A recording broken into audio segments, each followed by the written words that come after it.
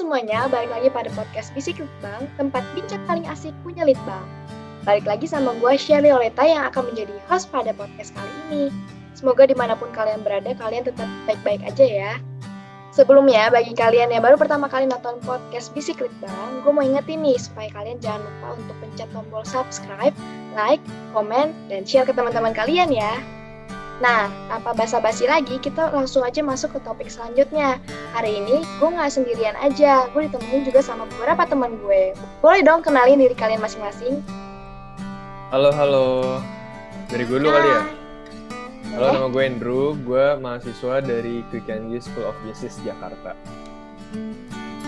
Halo. Nama gue Nicholas. Gue dari Quick and Easy School of Business. Halo semua, nama gue Helmi.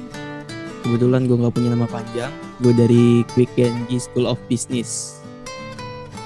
Oke, halo Andrew, Nico, dan Helmi. Halo Sherly.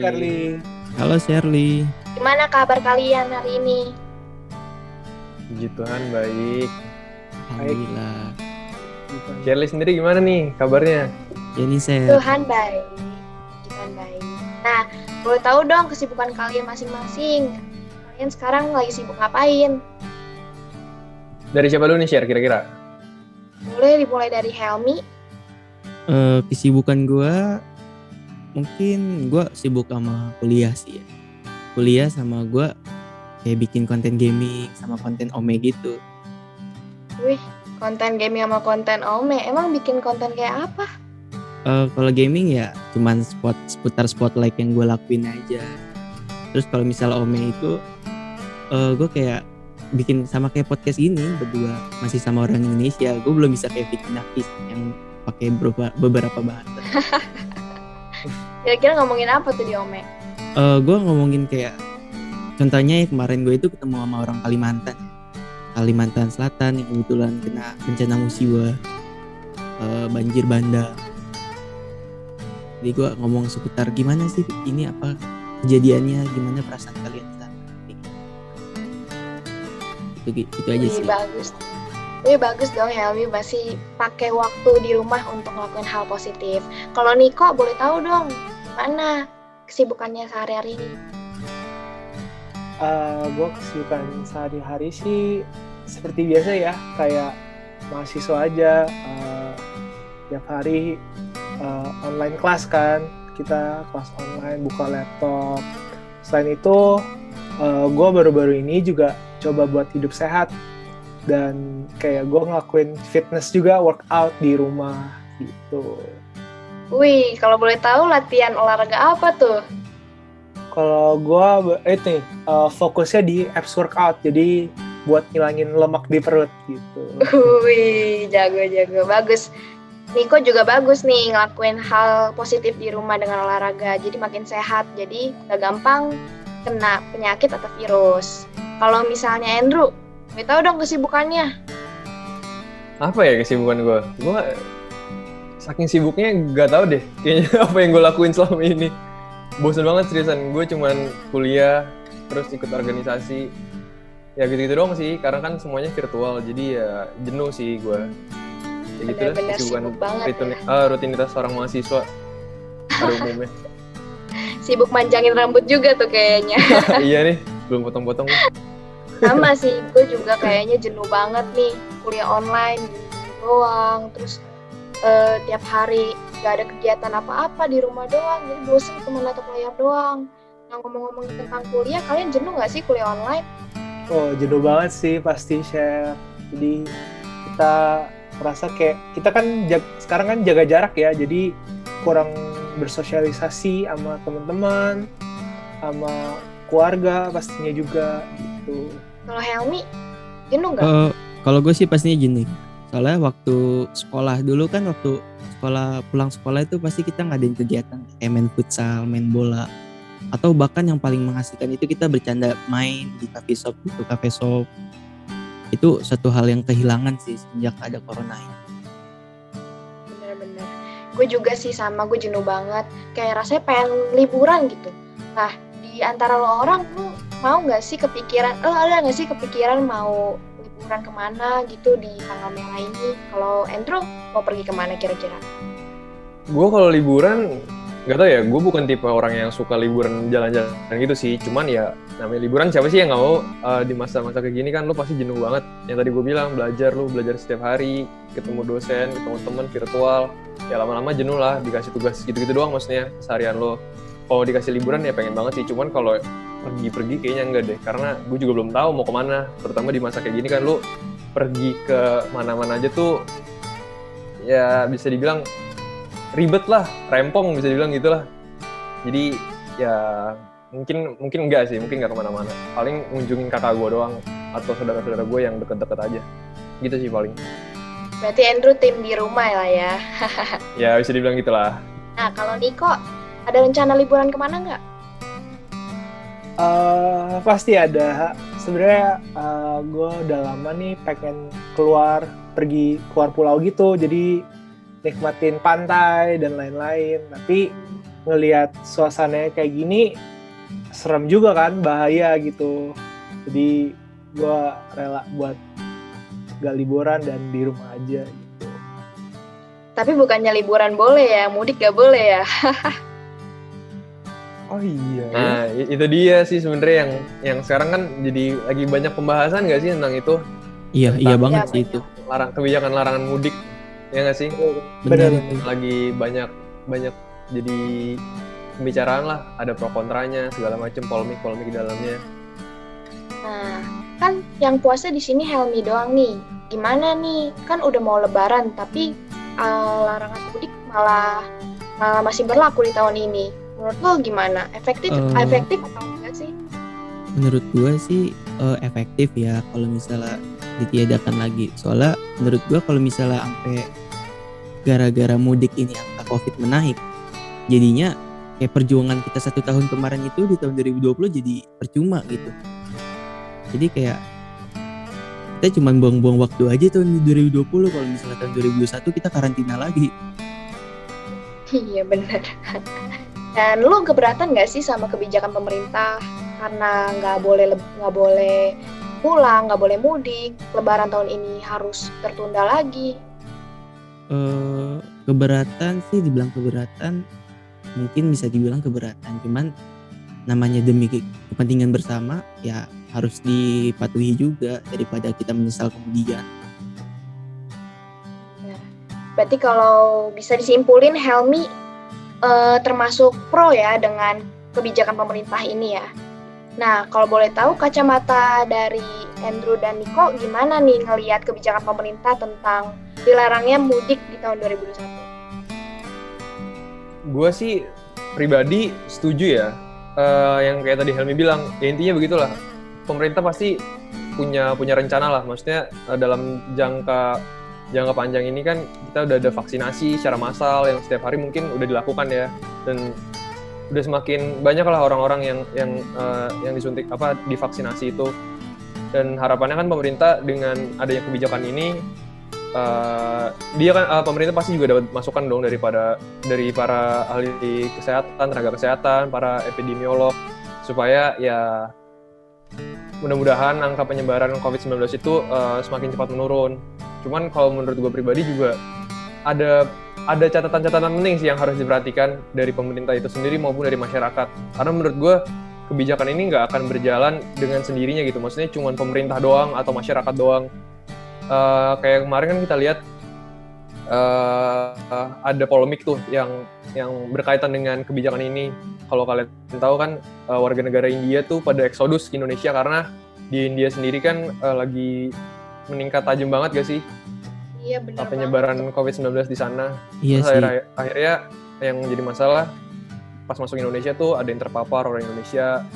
Bahkan ada yang sampai lolos karantina segala macam. Terus kebijakan larangan mudik ini jadi dipertanyakan.